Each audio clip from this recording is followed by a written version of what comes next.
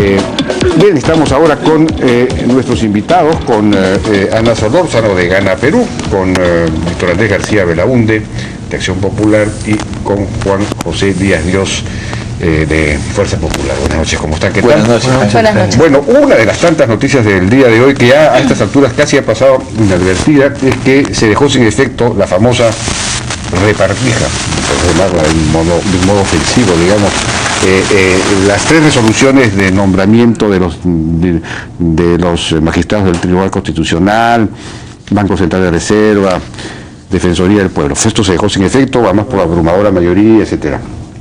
Llegamos a foja cero. Ahora, ¿hay alguna idea de cómo se va a llenar este vacío? Es decir, con qué mecanismo se va a volver a designar, a nombrar. ¿Hay alguna idea sobre esto?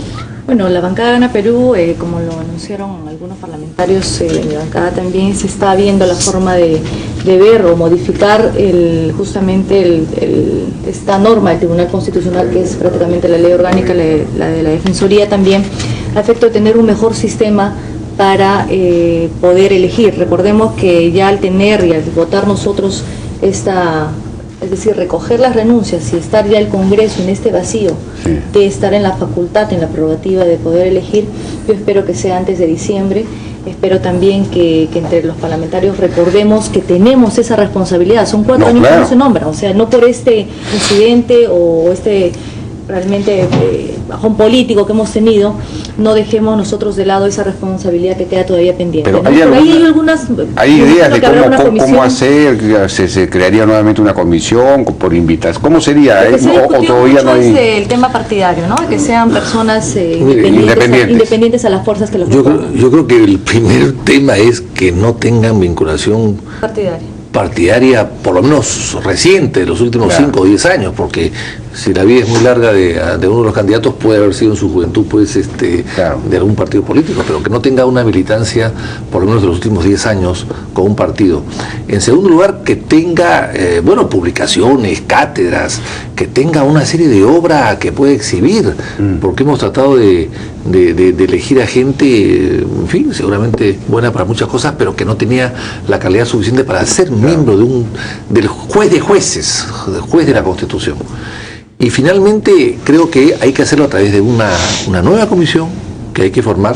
Evidentemente no vamos a estar presentes de uno de los que hemos estado en el anterior porque hemos fracasado, pero una nueva comisión y con plazos perentorios, porque lo que no se puede hacer es que en el tribunal ya hay una vacancia en este momento, o sea, están trabajando 6, no 7, ya hay una vacancia que hay que cubrir, que es a cubrirla lo más pronto posible y después seguramente postergar las otras, pero hay que hacerlo. ¿Y sería que por invitación nuevamente? No, tendría que ser por concurso, creo, ¿no? Por concurso. La idea de la invitación lamentablemente ha sido mal entendida en esta ocasión.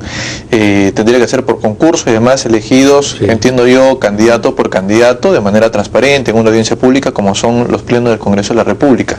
En un primer momento entiendo que no se quiso hacer esto para no mancillar de alguna manera los nombres de los más connotados juristas, en fin. No se presentan por los mejores, sí, por el temor precisamente que se presentan, y a la hora luego se termina... Vaya a pasar lo que ha pasado ahora. Claro, se termina eligiendo a alguien que no es el mejor tampoco, sino... Ahora, no hay méritos realmente. Yo creo que valdría la pena un debate público respecto a si es motivo de tacha que alguien haya tenido alguna militancia partidaria. Por un lado hablamos que tenemos que fortalecer los partidos políticos y por otro lado creo que estas medidas, no tengo en todo caso una posición ya fija, pero sería interesante un debate constitucional en este sentido, recordando que la función del Tribunal Constitucional también, al ser intérprete de la Constitución, es limitar el poder. Entonces, por eso precisamente es que se busca, la Constitución pide un amplio consenso que obligue a diferentes fuerzas a elegir, por supuesto, cómo no, gente que tenga alguna filiación no necesariamente partidaria, pero sí ideológica, con el libre mercado, por ejemplo, es algo que definitivamente buscaría la bancada fujimorista, pero de repente otros matices, hasta ideologías diferentes de otras bancadas políticas o fuerzas políticas. Esa es la razón de ser de que lo tenga que hacer el Congreso a la designación. Y por eso yo creo que es un terrible error. Algunas personas bien intencionadas planteen que, por ejemplo, los miembros del TC lo designe el Consejo de la Magistratura. ¿Por qué? Porque es muy sencillo que quien esté en el poder en algún momento cope el Consejo Nacional de la Magistratura y por ende cope el Tribunal Constitucional, que reitero, tiene por función interpretar la Constitución y la Constitución a su vez tiene por función limitar el poder. Sí, alguien está planteando pasar esta función al... Se ha comentado, pero sí, se está conversando. Todavía no hay un planteamiento. No hay nada formal, pero he escuchado incluso de algunos parlamentarios con experiencia, y creo yo, ya hablando desde el punto de vista de derecho constitucional, sería un error. La razón de ser del TC, sobre todo, es limitar el poder en la medida que la Constitución tiene una naturaleza jurídica, pero no olvidemos que tiene una naturaleza política. Sería, en todo caso, bien interesante hablar de requisitos respecto, como decía Víctor Andrés, que tengan publicaciones, que sea gente pues intachable, etcétera. Pero por lo menos digamos, en la próxima legislatura, una de las primeras tareas, me imagino que será formar la comisión, supongo. Yo creo que sí, yo creo, y espero que sí, y definitivamente lo que no hay que negar tampoco es que se ha maltratado a todos los magistrados ya nombrados, bueno, ya votados. ¿Y qué va a pasar con los nosotros? del Banco Central de Reserva que tenían consenso, digamos, por lo menos en amplios sectores? Sería cuestión de volverlos a llamar, pero ya no sé si aceptarán tampoco. Sí, yo no creo que, bueno, quizás sí, no lo sé, pero definitivamente había un maltrato a todos los elegidos, ¿no? Yo creo que sí hemos debido distinguir y no incluirlos dentro de esta... Claro. Dejar sin efecto, creo que ha sido un error, porque fueron... Pero no hubo ni debate ni nada, ni siquiera se planteó la posibilidad de no tocar... No, se conversó mucho antes, pero la idea de la mayoría era volver a cero con todo. Creo que fue un error a mi modo de ver, pero en fin, son buenos profesionales, fueron la única elección o selección, porque la elección la hizo después, por consenso y sin ninguna cuota partidaria. También así de que ningún partido se responsabilizó ni tuvo contratos con ellos, simplemente salieron de un debate amplio. Otros temas que han ocurrido el día de hoy. Se ha dividido la bancada de Perú Posible. Hay 5 que se han escindido y han formado su propia bancada que se llama Unión Regional, me parece.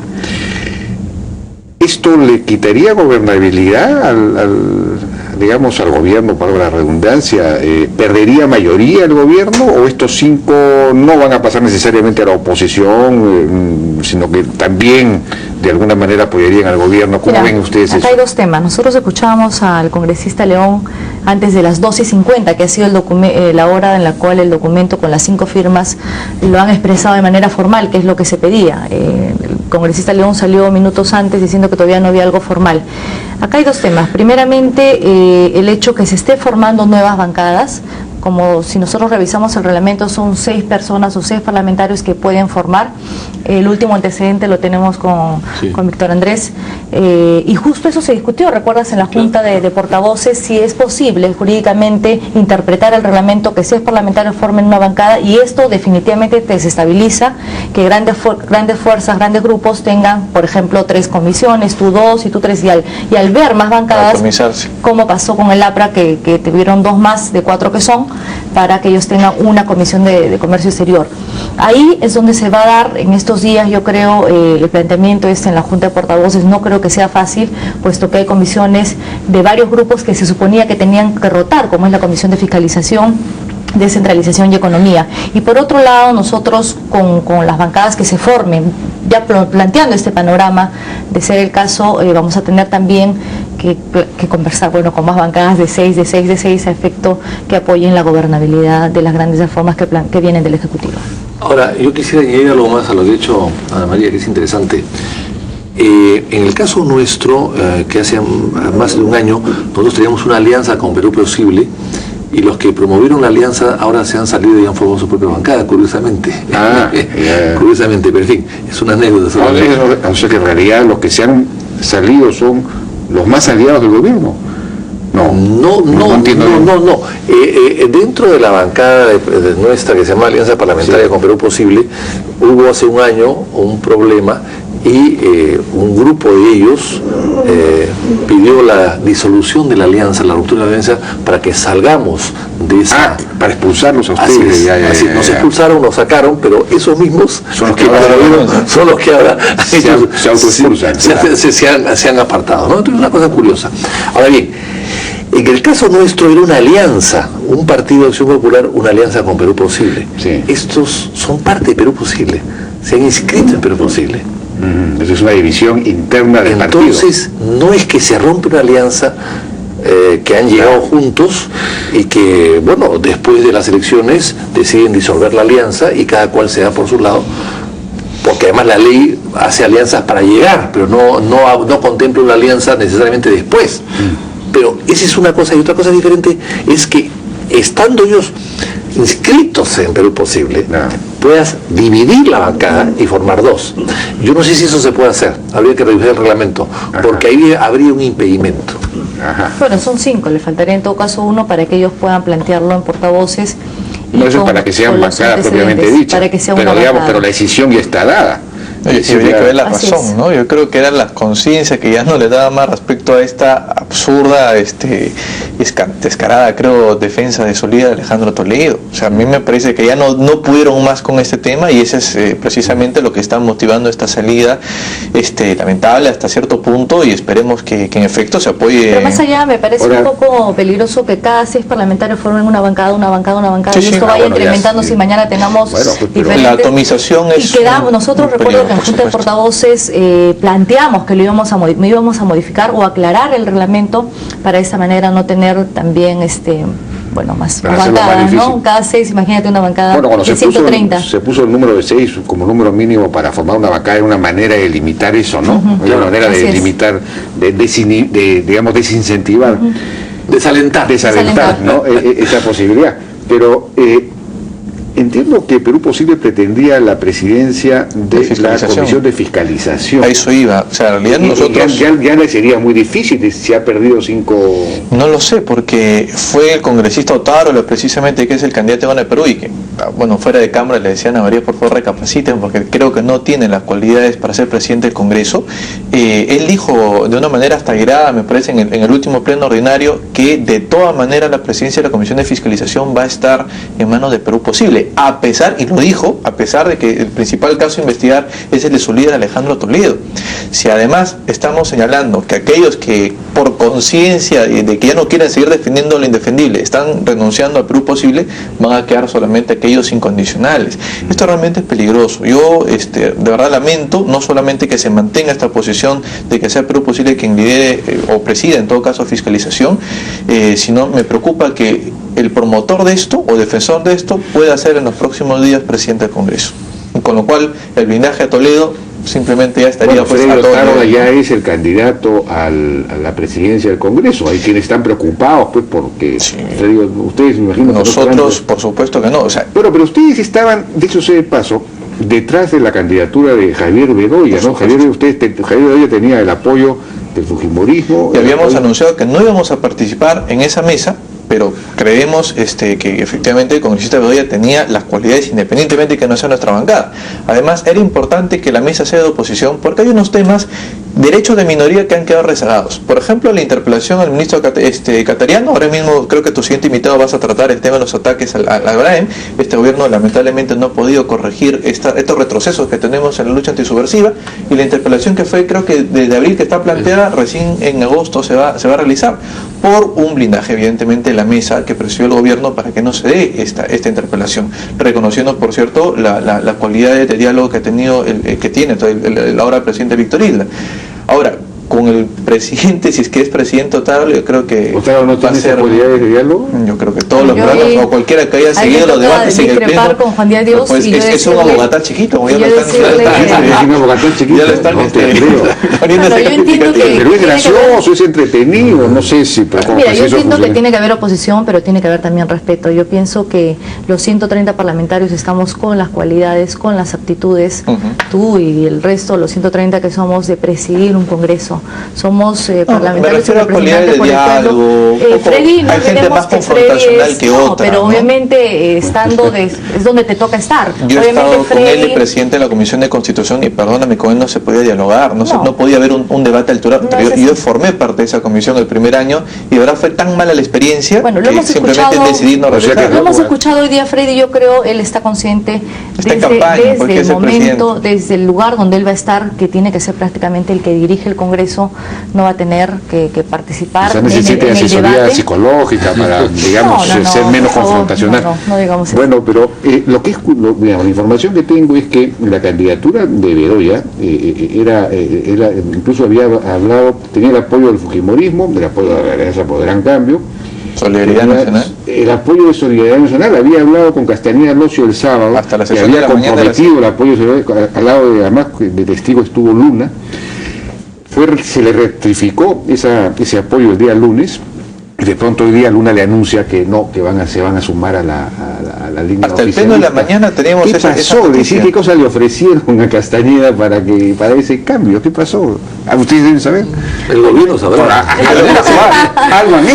Algo han hecho porque ya estaba comprometido, ¿no? ¿Con qué lo han seducido? Bueno, yo creo que no ha habido ninguna seducción. Definitivamente ellos habrán evaluado el tema de la votación o quienes también iban a la mesa, ¿no? Recordemos que también va Iberico y tenemos por ahí ya los votos de... Claro, ya obviamente ya abortó esa candidatura. El grupo de Solidaridad ya ha evaluado también ese aspecto. Finalmente han sido días y horas de conversaciones con diferentes fuerzas para evaluar la declinación prácticamente del congresista Javier Bedoya. Habrán optado por ir con nosotros y finalmente a las 7 de la noche ya se presentó la lista. Me parece que los disidentes estos de Perú Posible también iban a votar por Bedoya y con ellos se sumaban 61 votos y ganaban. Hasta hace unas horas era una posibilidad. Lamentamos por supuesto este retroceso de Solidaridad Nacional, porque ahora nuevamente prácticamente se ve que no hay oposición en el Congreso, salvo la fuerza de la bancada fujimorista. Votaremos en contra y estamos evaluando a una acción que anunciaremos el día de mañana. Hasta mañana a las 10 de la mañana. ¿Anunciar una candidatura? No, estamos evaluando, le repito, pero de ninguna manera podemos nosotros hasta mañana a las 10 de la mañana todavía. No podemos participar, perdóname, en no solamente el hecho de que el gobierno, tal cual ha presidido hasta ahora, obstaculizando interpelaciones, pueda seguir en esta actitud. Pero lo que más me preocupa ahora en este momento es que el candidato del gobierno sea nada menos que el congresista Alfredo Tarek. Eso sí me parece un error que están cometiendo de todas maneras. Y estando ahora en una posición tan complicada el Congreso, es que no yo no sé qué tampoco, pues. Habían otros nombres, Delgado, Ana Solórzano, por supuesto. Ana Solórzano tiene más cualidades de diálogo que Díez Otárola, probablemente. Pero reitero, no sé qué se busca en todo caso. Si se sabe que va a ser confrontacional, porque es su carácter, es su forma de ser, independientemente de que sea buena o mala persona, capaz o no tiene las cualidades de diálogo de un presidente del Congreso. ¿Qué se busca entonces? ¿Que haya más crisis en el Congreso? Yo no entiendo. Yo pido nuevamente que reconsideren esta posición. Nuestra postura, y yo soy segura que Freddy va a hacer que pronto Juan Díaz Dios piense diferente. Hay una situación complicada porque, claro, el Congreso está muy desacreditado después de todo este asunto de la famosa repartija. El presidente está debilitado también porque está cayendo en las encuestas, y hemos visto esta noticia en Perú 21 de que Antauro Humala tiene una suerte de cogobierno, digamos, un gobierno paralelo, resuelve cosas, maneja obras, y el otro día me enteré de que unos empresarios agrícolas, agroexportadores, tuvieron que ir donde Antauro Humala para resolver un problema vinculado a la ANA, a la Autoridad Nacional del Agua, y él lo resolvió. Entonces, ¿qué está pasando acá? Digamos, él tiene hilos, maneja una serie de sectores, maneja decisiones. ¿Es en concordancia con el gobierno? ¿No es en concordancia con el gobierno? No, definitivamente, y lo digo yo, que lo he escuchado al presidente muchas veces frente a personas de confianza, ser bien claro en que su familia es aparte y él es el presidente de la República. Y obviamente si estimamos y queremos el éxito de nuestro presidente de la República, las cosas deben de separarse. Y él siempre lo ha recomendado a los ministros, que nadie se tome la palabra de él, más aún siendo familiares. He escuchado directamente al presidente tener bien claro ese de acuerdo, pero en esa prisión parece que es una especie de oficina abierta, sin ningún problema de acceso. Algunas personas se acercan porque pensarán que por ser hermano del presidente vaya a tener cierta bollería, qué sé yo, pero por parte del presidente de la República él ha sido bien claro en señalar ello. Bueno, pero sería bueno. Entonces, perdóname, no lidera, nadie le hace caso, o se está haciendo loco y sabe perfectamente lo que sucede. No es su único familiar. Tienes el caso Alexis, que tiene incluso un informe de la Comisión de Fiscalización que va ya al pleno para votación. De repente por eso también les interesa que haya un aliado en esa comisión. Y además ahora el tema Antauro. No es la primera vez que nos dicen, no, yo no estoy de alguna manera permitiendo estas cosas. Pero reitero, o nadie le hace caso y no tiene liderazgo, y por ende también deberían salir su ministro de Justicia y hasta el ministro del Interior, o sí sabe lo que está sucediendo y lo que en realidad le interesa es la gran transformación del bolsillo de su familia. Esperemos que eso, no sé, las dos alternativas a mí me preocupan muchísimo. Sí, pero recordemos también el papel que jugó el ministro de Justicia y la ministra de Justicia cuando estaba de Arribas en el tema del lugar en el penal cuando el señor Antauro quería trasladarse a otro penal. O sea, ahí el papel que jugó el Ministerio de Justicia no fue a favor del señor Antauro, y eso, siendo el ministro del presidente, aparentemente, porque sigue siendo da claramente esa voluntad del presidente de separar el tema de la familia. El Poder Judicial fue el que lo sacó de la base naval y ahora está en un lugar protegido por los militares y parece que tiene acceso libre a todo el resto del país. Es una cosa increíble.